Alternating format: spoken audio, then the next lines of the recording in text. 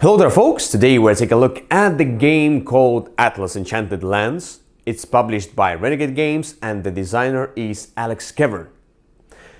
We are going to deal with different places and time, and we're going to discover the magic of the Enchanted Forest.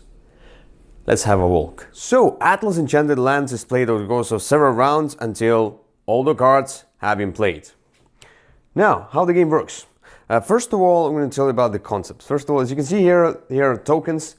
These are basically suits, and the cards have those same suits, and the cards themselves are numbered from 1 to 8 in each suit, and of course the beautiful pictures themselves. Here we have our bidding tokens. Each player will get his amount of bidding tokens. Depending on the number of players, you will have a bit of different setup with the cards and different amount of bidding tokens. But let's say we're going to play a two-player game, so we use all the bidding tokens, and we get 1, 2, 3, 4, 5, 6, 7. 7 cards each into their hand, and 2 cards will be removed at random, and number 8 cards will be removed as well, but let it be for now. It doesn't really play the purpose in explaining how it works. So, there is a concept in Atlas, and the concept is the rows are called time, and the columns are called place. Now, as you can see, in your hand you have now those different cards that you can play into the field. So, and the cards must be played in increasing value. So number ones will go at the front here, and number 2, number 3, number 4, and so on. So for example, if I want to play number 1, first of all, look at this suit. This is that one. So it's this one. I play it right here. If that would be, like, let's say it would be number 5, yeah? I would just measure with my eye where the 5 would land and then play it right there. So the whole concept here is playing a card and bidding on it. And then you're going to score. I'm going to tell you how you score the points at the end.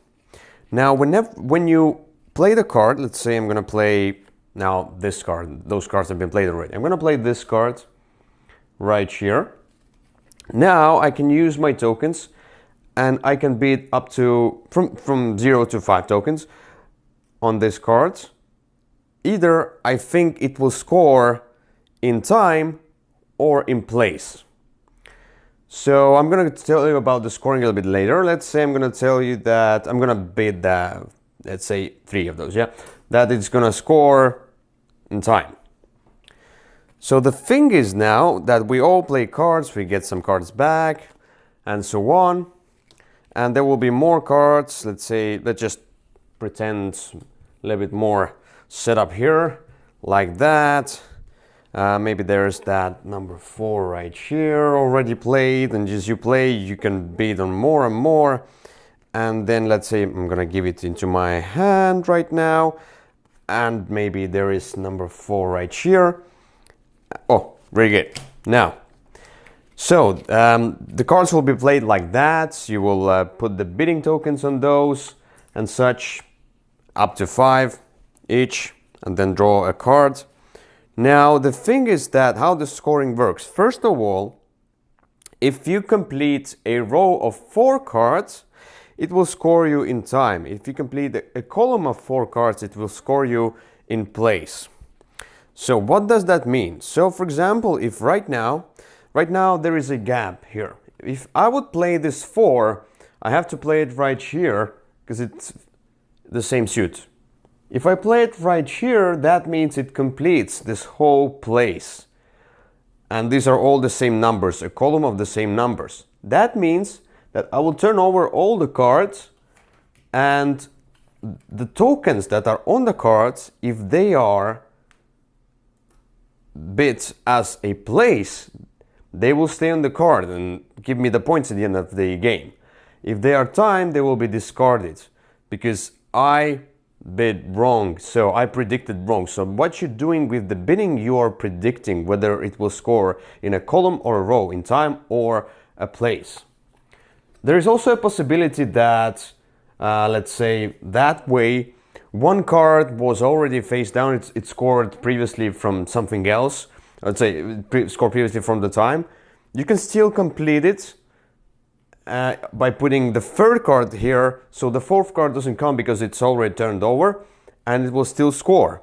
If there would be a situation of 2 face down cards in a column, then nothing scores, then you're too late.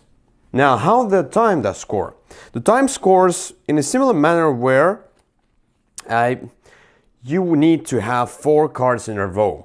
4 cards in a row means, of course, if you have 4 cards, like let's say 3, 4, 5, 6, for example, like that, somebody plays it here, this whole row will be turned face down.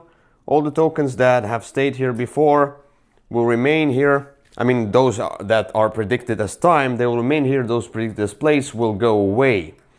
The cool part about scoring row is that, let's say this 4 already scored before, and it scored as a place. Yeah, something like that, let's say. Then now if I can find a number 2, it's right here. In this situation right now, there is a gap here, an empty space. So it's 1, 2, 3 cards right now. We're gonna skip this one. So it means it's still in a row because this one is skipped because it's turned face down. So if I play this card right here, now it consists of 5 cards. We need at least 4. Now they will all be turned over, and then that's it. And so the whole game is about predicting where those cards will be turned face down and scored as time or as place, and you will put those tokens on different places. At the end of the game, you will get the points. So at the end of the game, when all the cards are put down, and there are 2 cards that are missing, whatever, I'm just pretending that I'm putting something somewhere. Let's say this one was here, maybe here, and so on. Anyway, who cares? So all the tokens that have stayed on the cards that are face down, that have scored, will score you points. Each token will score you 1 point. Plus, each card where your tokens are will score you 1 point as well. In this example, for example, let's say, yeah, I'm gonna score 3, 5, 8 points, 9, 10, 11 points. And whoever has the most points is the winner of the game. So it's a little bit weird concept, but once you get a grasp of it, you play it once, you will understand. You basically bid on whether the cards will score in a row or in a column. And you're playing cards in the right places and trying to get the most of your bidding.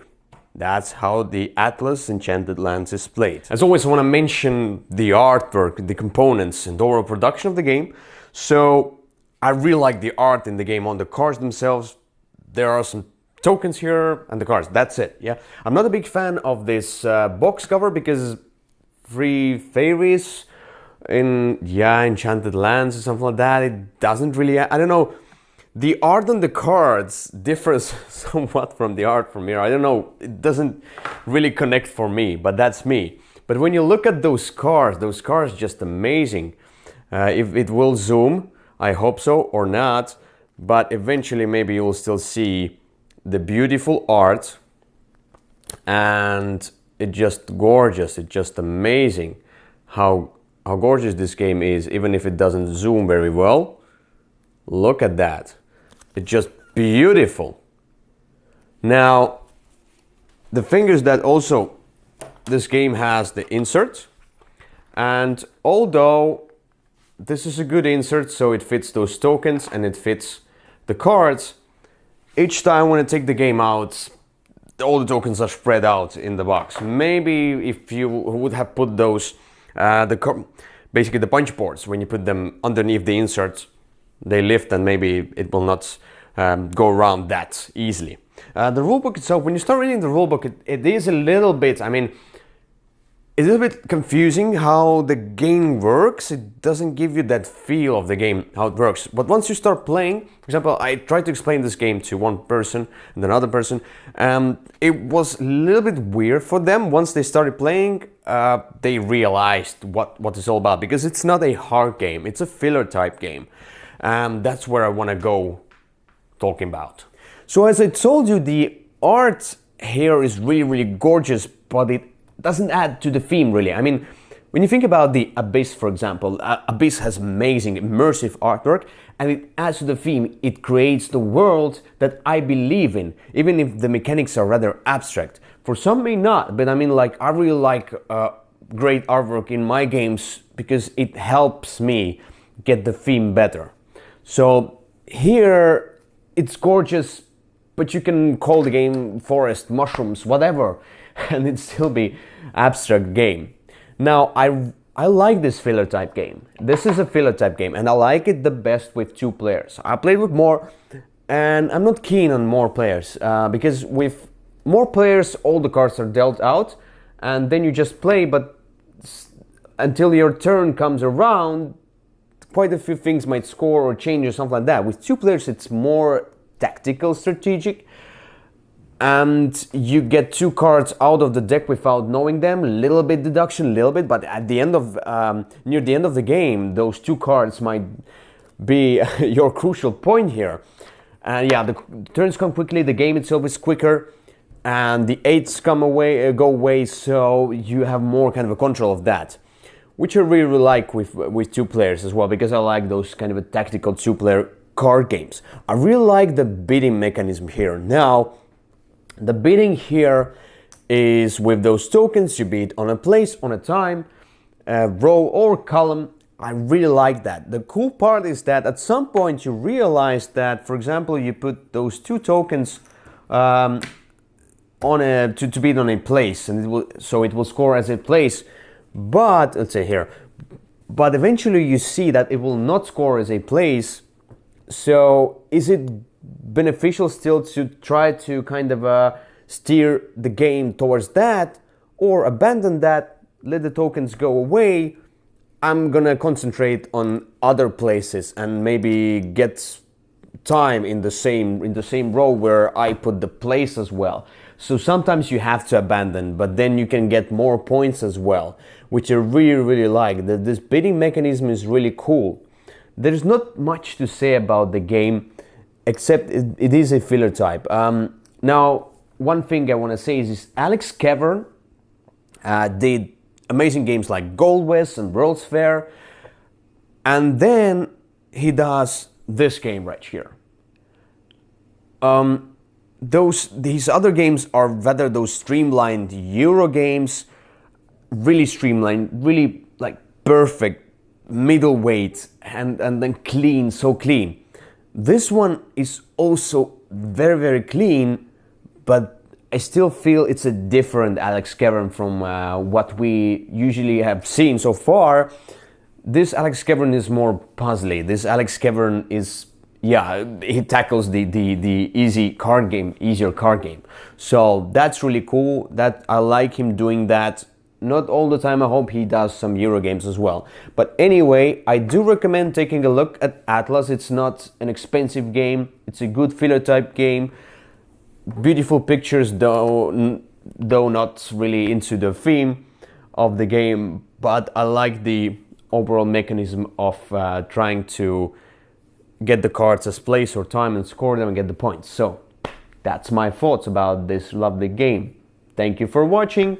We see you another time. Please subscribe to the channel, like us on Facebook, Twitter, Instagram, find us anywhere. All the links are in the description under the video below. So thank you once more. Bye bye.